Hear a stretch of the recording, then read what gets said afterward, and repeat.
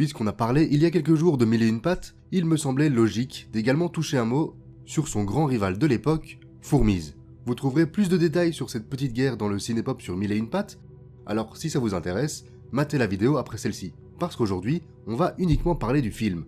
C'est bien de savoir qu'il y a eu quelques affaires en interne, mais le plus important au final, c'est le produit fini.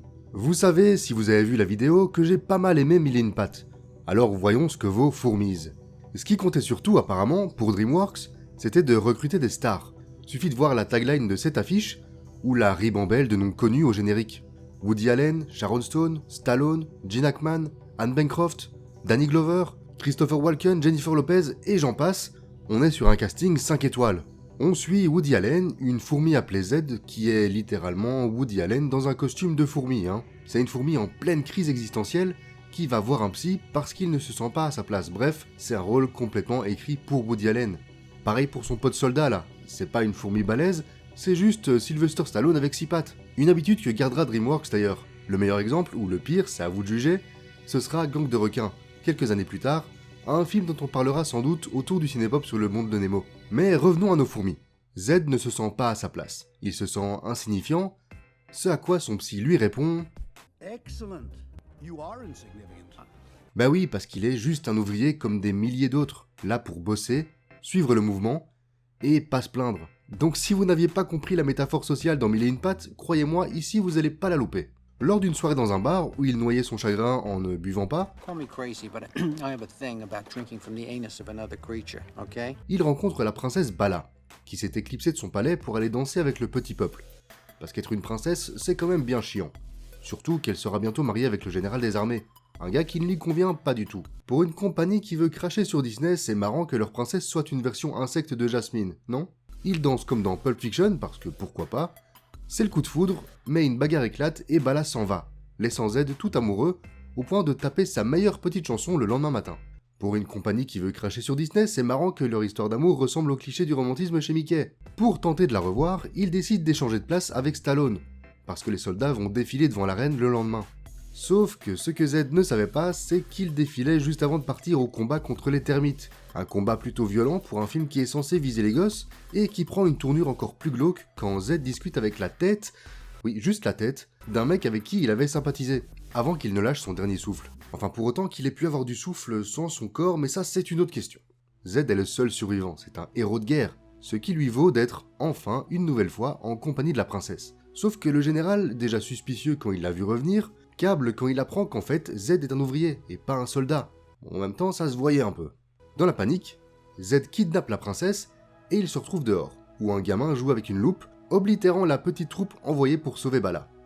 Après quelques péripéties, genre la découverte d'une poubelle et de ses alentours, qui représente Insectopia, une sorte de ville idéale à laquelle personne ne croyait, Insectopia. Oh, really?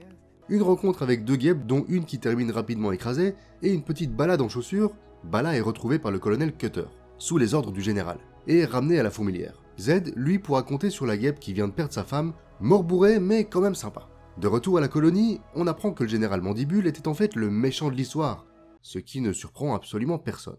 Il a pour intention d'inonder une partie de la fourmilière, tuant les ouvriers et la reine actuelle, histoire de pouvoir reconstruire sur de nouvelles bases, avec lui qui gère et Bala comme reine. Ça se bagarre un peu, tout le monde est solidaire, même le colonel qui choisit enfin de penser par lui-même et se rebelle contre son général. Ce dernier chute et s'écrase, tout le monde est sauvé, Z se tape la princesse, on découvre qu'en fait ils sont dans Central Park, c'est super, ça change absolument rien, mais ça appuie la métaphore on va dire.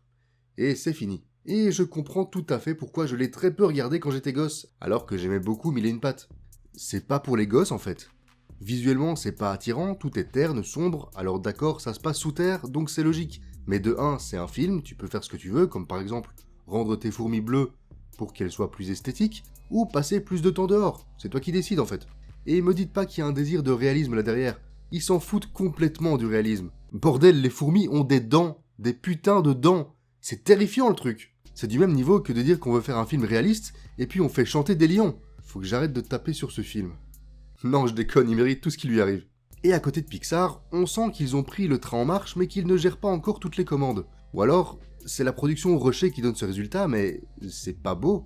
Les fourmis sont très robotiques, L'environnement parfois grossier, c'est pas au niveau de Mille et une pattes, ça on pouvait s'y attendre, mais pire encore, c'est même pas au niveau de Toy Story, sorti 3 ans plus tôt. Mais au-delà de ça, sérieux, y a aucun enfant qui va s'identifier au personnage principal. Dès la première scène, où t'as Woody Allen qui parle à son psy de ses angoisses existentielles, tu sais que ça va être compliqué quoi. Et si tu captes pas la satire de la société, qui est elle intéressante, ben derrière c'est juste chiant en fait. Quand t'es gosse, tu comprends pas vraiment les soucis de la classe ouvrière qui se sent remplaçable et délaissée, et comme le film ne propose pas une histoire très emballante au-delà de ça, je sais pas trop ce qu'ils pourraient trouver dans Fourmise, qui leur plaise réellement. En tant qu'adulte, j'ai pas détesté, j'ai trouvé ça plutôt oubliable. Contrairement à Mille et une pattes qui avait la bonne idée d'introduire des personnages hauts en couleur pour contraster avec les fourmis, ici, à part 2-3 autres insectes, très secondaires, tout se passe entre les fourmis qui sont parfois reconnaissables qu'à leur voix, tant elles se ressemblent toutes.